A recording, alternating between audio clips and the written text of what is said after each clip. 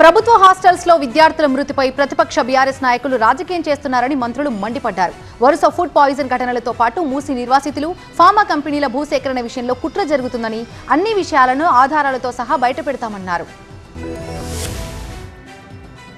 గురుకుల పాఠశాలల్లో food poison ఘటనలు రాజకీయ టర్న్ తీసుకున్నాయి. కలుషిత ఆహారం తిని విద్యార్థులు వరుసగా అస్వస్థతకు గురవుతున్నా ప్రభుత్వం పట్టించుకోవడం లేదని బీఆర్ఎస్ విమర్శలు చేస్తుంటే, వరుసగా ఇలాంటి ఘటనలు జరగడం వెనుక రాజకీయ కుట్ర ఉందని కాంగ్రెస్ అనుమానిస్తోంది.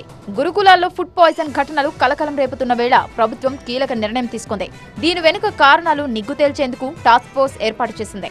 కుమరం భీం ఆసిఫాబాద్ జిల్లాలోని వాంకిడి గిరిజన ఆశ్రమ పాఠశాలలో అక్టోబర్ 30న జరిగిన ఫుడ్ పాయిజన్ ఘటనలో దాదాపు 60 మంది విద్యార్థినులు తీవ్ర అస్వస్థతకు గురయ్యారు.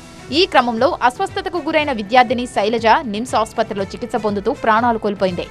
ప్రభుత్వ నిర్లక్ష్యంతోనే విద్యార్థిని శైలజ మృతి చెందిందని, వరుసగా ఫుడ్ పాయిజన్ ఘటనలు జరుగుతున్నా సీఎం రేవంత్ రెడ్డి పట్టించుకోవడం లేదని బీఆర్ఎస్ నాయకులు ఆగ్రహం వ్యక్తం చేస్తున్నారు. ఇవాళ పిల్లలకు తిండి పెట్టమంటే విషాహారం పెడుతున్నారు. ఇవాళ మరి శైలజ అనే అమ్మాయి ఇవాళ చచ్చిపోయింది. నిమిషంలో 20 రోజుల మృత్యువుతో పోరాడి చనిపోయింది ఆ అమ్మాయి.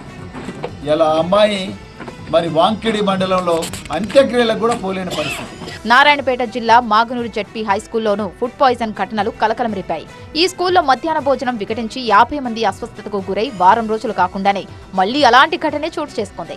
ఈ నెల 26న అదే పాఠశాలలో ఫుడ్ పాయిజన్తో 29 మంది విద్యార్థులు అస్వస్థతకు గురయ్యారు. ఫుడ్ పాయిజన్ ఘటనల వెనుక భారీ కుట్ర ఉందని, రాష్ట్ర ప్రభుత్వాన్ని పని చేయనివ్వకుండా ప్రతిపక్ష పార్టీ చాలా అంశాలు కుట్రలు చేస్తోందని, త్వరలోనే ఆధారాలతో అన్ని విషయాలు బయట పెడతామని మంత్రి కొండా సురేఖ అన్నారు. దీన్ని రాజకీయం చేయడం అనేది చాలా దురదృష్టకరం. ఎందుకంటే దీని వెనకాల ఒక అదృశ్య హస్తం ఏదో పనిచేస్తున్నదనేది మా యొక్క అనుమానం. అదేవిధంగా ఈ హాస్టళ్లను అడ్డు పెట్టుకొని డ్రామాలు ఆడడం అంటే ఒక ప్రణాళికతోటి కావాలని ప్రభుత్వాన్ని నడపకుండా చేయడానికి పదే కాళ్ళకి ఏదన్నా అడ్డం పడేసి ప్రభుత్వాన్ని పని చేయకుండా చేసే కార్యక్రమం జరుగుతుందనేది